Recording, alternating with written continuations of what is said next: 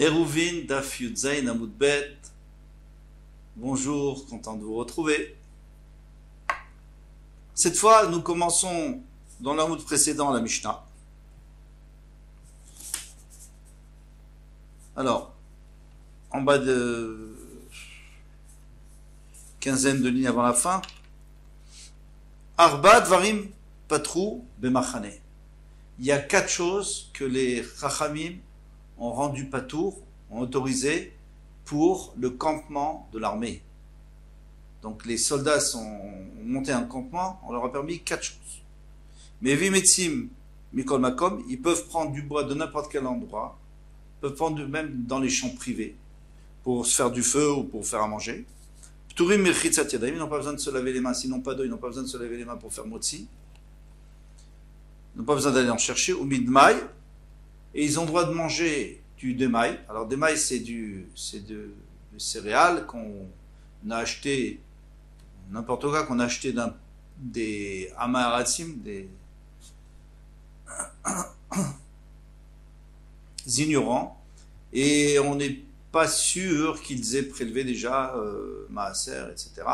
On n'est pas sûr, donc normalement on n'a pas le droit d'en manger, et il faut reprélever, mais là on a autorisé pour eux, parce que finalement la majorité prélève. Ou mais elle est à rêve, et ils n'ont pas besoin de faire Irouvé Chatzerot. Alors ça veut dire quoi Irouvé Chatzerot? Le Rashi, étonnamment, il nous donne un pshat, il nous dit qu'il y a 2 campements avec une ouverture entre les deux, et donc on n'a pas besoin de faire Irouv entre les deux. Mais le Rambam, plus simplement, il dit qu'il y a un campement, comme d'habitude, et donc il y a plusieurs personnes, ils sont obligés de faire un Irouv entre eux. Là, on leur permet de ne pas faire de Irouv, ou mais la rêve. Donc voilà ce qu'on a autorisé. Mara, un campement d'une armée qui va pour une guerre facultative. Alors, quelles sont les guerres facultatives? C'est celles qui sont après Kibush Eretz Israël, après avoir conquis Eretz Israël. La conquête d'Eretz Israël, c'était Milchemet Mitzvah, c'est une mitzvah. Et le reste, c'est Reshut, si tu veux, si tu as besoin, donc tu as le droit de le faire. Alors, Mutarim Begezel et Tzim Yeveshim, ils ont le droit de voler même du bois sec. Alors, du bois humide, bien sûr, mais du bois sec, qui pourrait servir tout à fait aux propriétaires pour mettre dans sa cheminée, eh bien, ils ont le droit de le prendre. Alors, vous allez dire, mais c'est du Gezel. Oui, il y a écrit c'est du Gezel. Mais il y a une halakha que Efker, Bedin, Efker. Si le Bedin, c'est les Chachamim rendent Efker, eh bien, ça devient Efker, et donc on peut le prendre. Rabbi Yehuda ben Tema Omer, il est normal que tout le monde participe à aider les soldats. Rabbi Yehuda ben Tema Omer, Afronim Bekol Makom, ils ont même le droit de camper à n'importe quel endroit, même si c'est un endroit privé. Mais comme chez Neragim et Sham Nikvamim, il y a un endroit où ils sont tués, on les enterre sur place. On n'a pas besoin de les apporter au Bet Akvarot, dans un endroit qui est prévu pour ça, mais on les enterre là où ils sont, même si ça dérange. On va développer tout ça. Mutarim Begezel et Tzim Yeveshim, ils ont le droit de prendre du bois même sec. Haïta Kanta de Yeshua, mais cette takana, déjà Yeshua Binoun l'a fait avant qu'on arrive en Eretz Israël. Il a fait 10 takanot. Et pour faciliter un peu l'installation en Eretz Israël, ils ont dit il ne faut pas que chacun soit makpid, soit exigeant envers l'autre. Laisse l'autre, si ça ne te dérange pas, laisse l'autre venir prendre chez toi, on va voir. Chez You Marine Bechorshin. Par exemple, j'ai des petits bétails et je n'ai pas de pâturage pour eux. Je peux les envoyer dans la forêt de mon voisin, sachant que lui, de toute façon, il ne va pas récupérer le foin entre les arbres. On ne va pas couper du foin pour eux. Donc, il ne va pas le récupérer, il va le laisser là-bas. Donc, si c'est des petits animaux qui n'abîment pas parce que c'est des gros arbres, donc j'ai le droit de les laisser manger là-bas. Sinon, c'est pas gentil. Pourquoi tu ne me laisses pas? De toute façon, tu ne perds rien. Au Melaktin et Tzimbisadotem, et on a le droit même de prélever, de ramasser des bois des champs des autres. Alors là c'est plus difficile à comprendre. On va voir que c'est pas évident parce que finalement, il en a besoin de ce bois. Alors, mais en tous les cas, quelle est la question? Toi, tu me dis que c'est seulement pour l'armée, mais en vérité, c'est pour chaque juif. Il a le droit de faire ça. Grâce à la takana du Shobinoun, la Gemara répond, Atam bizme veillé. Premièrement, là-bas, ça parlait des ronces. Oui, des ronces. Et ça, tu peux prendre pour faire du feu avec si tu veux. Achabicharetsim. Ici, c'est les autres bois que ça, on n'a pas le droit. Des vrais baies de chauffage, on n'a pas le droit de prendre chez l'autre. Il faut lui laisser. Mais si c'est l'armée, on a le droit. Inami, il y a une deuxième condition, Atam vemechubarim. Là-bas, on a le droit, si on coupe, on va couper les ronces parce qu'elles dérangent. En réalité, il est content que tu lui enlèves ces ronces de son champ parce que ça lui permet de, ça nettoie son champ pour que ça pousse, pour que ce qu'il a planté pousse. Achab itlushin. Mais ici, même s'il les a déjà coupés, donc il va certainement les utiliser, eh bien on a le droit parce que c'est l'armée. Troisième condition, inami, atam belachin. Là-bas, ils sont humides. Alors on peut les prendre parce qu'ils ne sont pas prêts à la consommation pour l'instant. Consommation, je veux dire combustion. Achab et veshin, ici on parle que même s'ils sont secs, ils ont le droit de les prendre.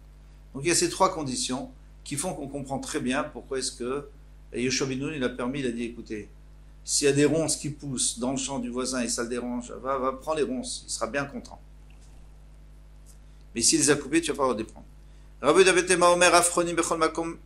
On a le droit de camper dans tout endroit, ça c'est facile à comprendre, mais comme Généragim, Sham Likvarim. Là où ils sont tués, ils sont enterrés. Pshita, c'est évident, Bet Mitzvah, ou c'est un Bet Mitzvah. Qu'est-ce que c'est qu'un Bet Mitzvah? C'est un mort qui a personne pour l'enterrer. Alors, là où il est mort, celui qui vient, il creuse et il l'enterre sur place, même si c'est un domaine privé. Alors lui aussi, le Chayal, c'est un Bet Mitzvah, qui va l'enterrer? Ou Bet Mitzvah connaît comment? Un Bet Mitzvah, il acquiert son endroit. Lo, tzricha, non, il y a un chidouche. C'est spécial. Afalgaf, deitle et kovrim. Même s'il y a des gens qui vont l'enterrer, alors Rachid dit, il a des héritiers, il a des gens de la famille on va les avertir, ils vont venir, ils vont le prendre, ils peuvent l'apporter au Beit HaKvarot. Alors on dit non, il a le droit. S'ils ont le droit, ils ont le droit de le laisser sur place. D'ailleurs, c'est pas la peine de le déplacer, ça fait souffrir de trop déplacer. Donc on l'enterre sur place. Détania, comme on a vu dans une braïta, c'est un Bet Mitzvah. Qu'est-ce qu'on appelle un Bet Mitzvah? Et attention, le Bet Mitzvah, d'abord il a l'endroit où il est, mais il a aussi le Kohen a le droit, il a l'obligation le Kohen de se rendre tamé pour lui. Normalement, le Kohen ne se rend pas tamé pour un mort qui n'est pas de sa famille. Et là, puisque c'est une mitzvah, il le fait. Alors, maintenant, chez Enlo Kovrim, donc il n'a personne pour l'enterrer, Koré. Alors, le pshat pachout, c'est que, en tout cas, un des pshatim, c'est qu'il appelle le Kohen, il ne va pas tout de suite s'entamer. V'acherimonim, moto, et il appelle, il dit, s'il y a quelqu'un dans les parages, il y a quelqu'un qui vient, alors laisse-le, parce que toi tu es un Kohen, tu ne vas pas t'entamer, laisse-le Israël.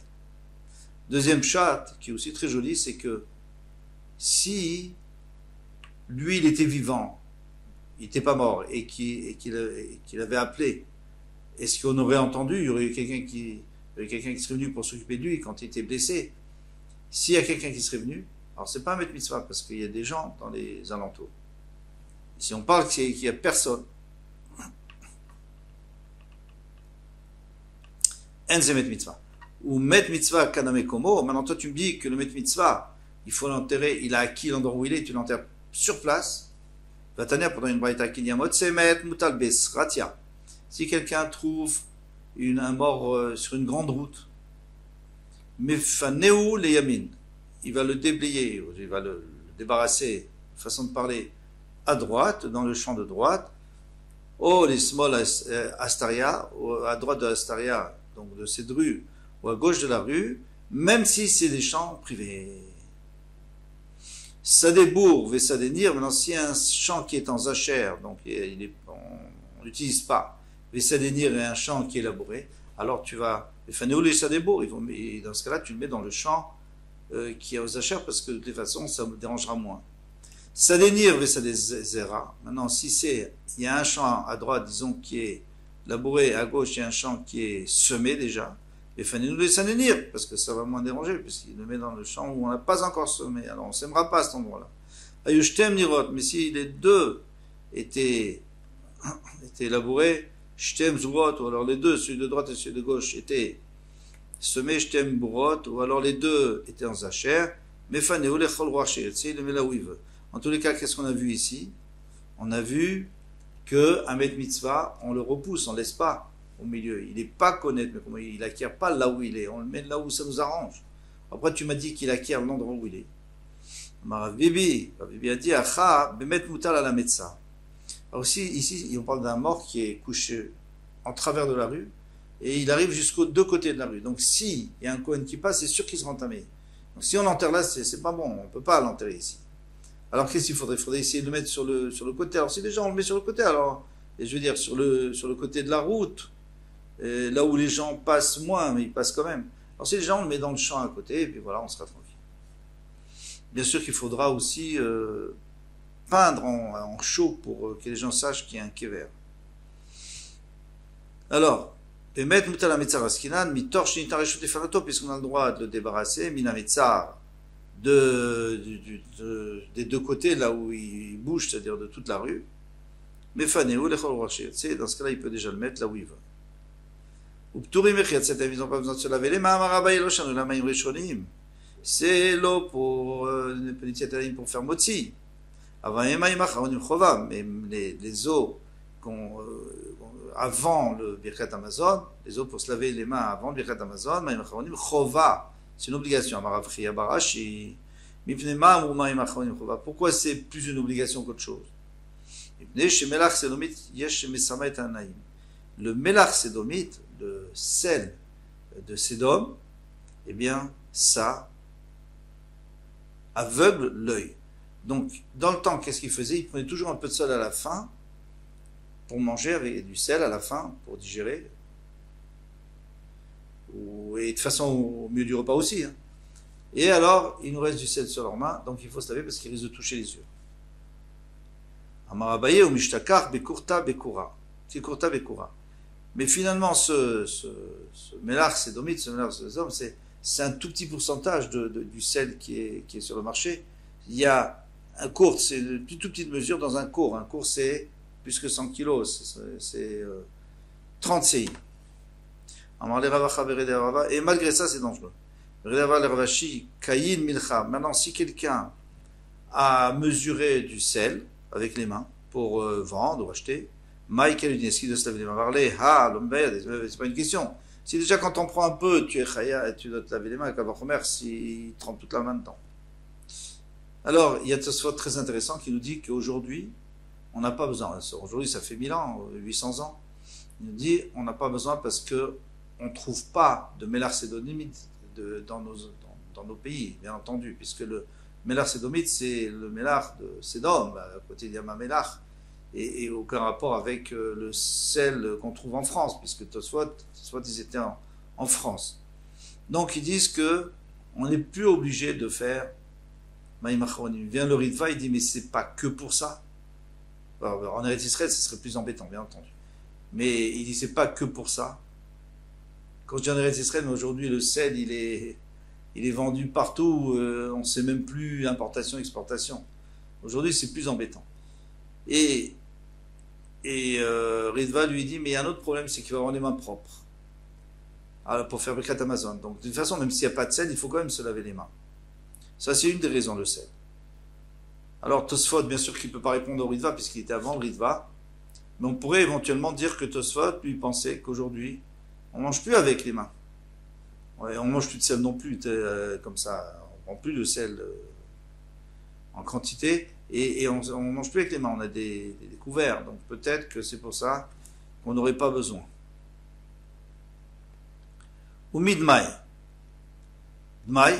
Titnan, parce qu'il est écrit dans le Mishnah, on peut faire manger, on peut donner à manger aux pauvres du démaï. Alors, démaï, c'est quoi? C'est démaï.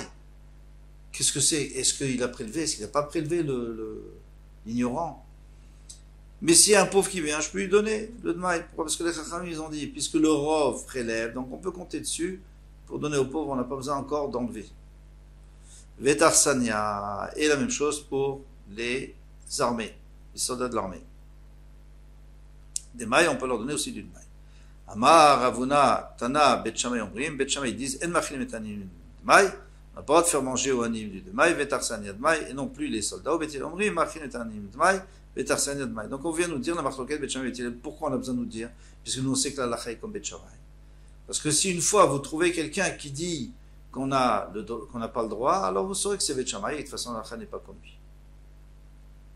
Ou met les Aref, et on ne fait pas les Rouvim, ils n'ont pas besoin de faire les Rouv, comme on a dit, les Rouvé Chatzerot, pour le Chatzer, s'associer pour le Chatzer pour pouvoir porter dans la cour, dans le campement, avant les Rouvé Troumin, mais pour aller en dehors du Troum de Shabbat, c'est-à-dire à plus que 2000 amot, Chayavin, on est obligé.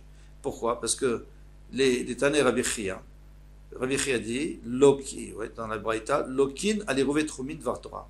C'est Minatora, et celui qui transgresse, il reçoit des coups. Et Rouvé Troumin.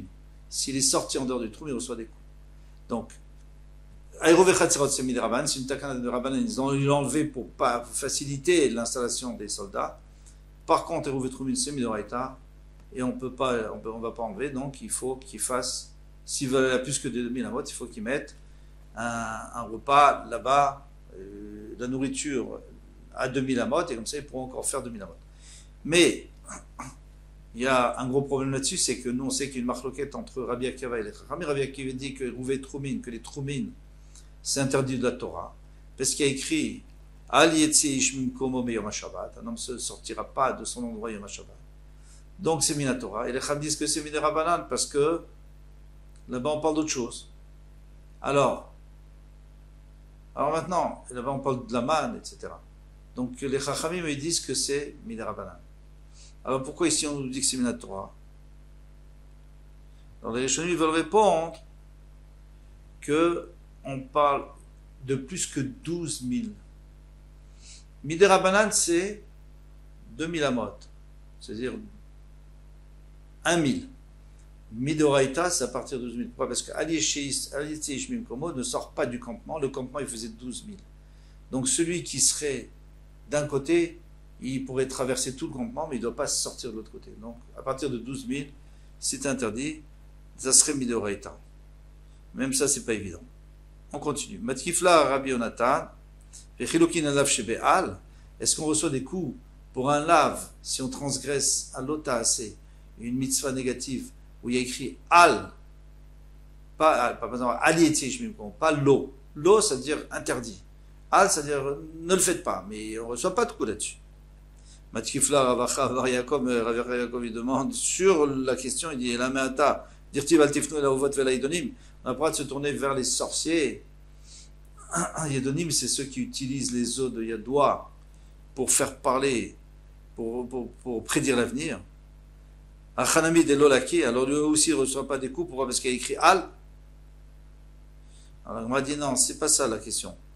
De Rabbi Yonatan. Rabbi Yochanan Achi Kachale. Lav Shinitan Nazarat Beddin, Mitat Beddin. C'est un lave qui a été, donc on peut, le Beddin peut avertir que celui qui va transgresser ce lave, il sera chayav mita. Et tout lave qui est chayav mita, on ne donne pas des coups parce qu'on va le tuer. Alors, pourquoi il dit qu'on est chayav mita? C'est sûr qu'on n'est pas chayav mita sur quelqu'un qui sort du trou.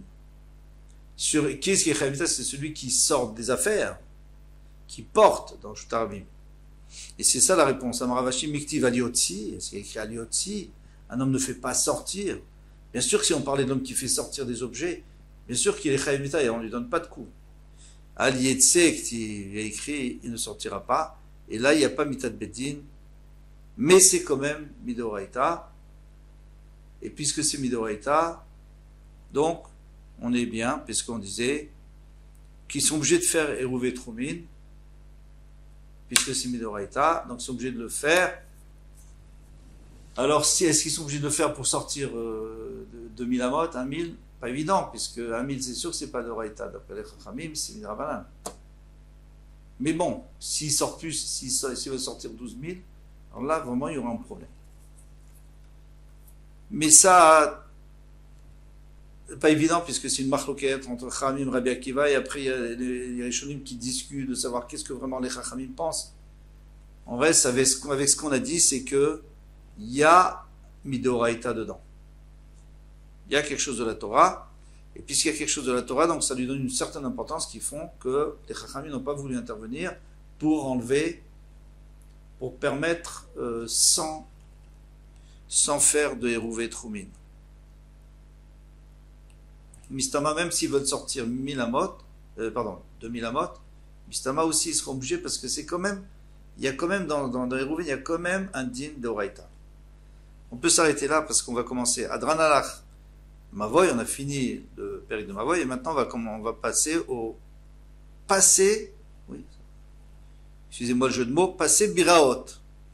Donc les passés Biraot, c'était les fameux coins là qu'on fait autour des puits pour pouvoir porter. Et ça, on commence demain, Bezrat Hashem. À demain, Kol Touv.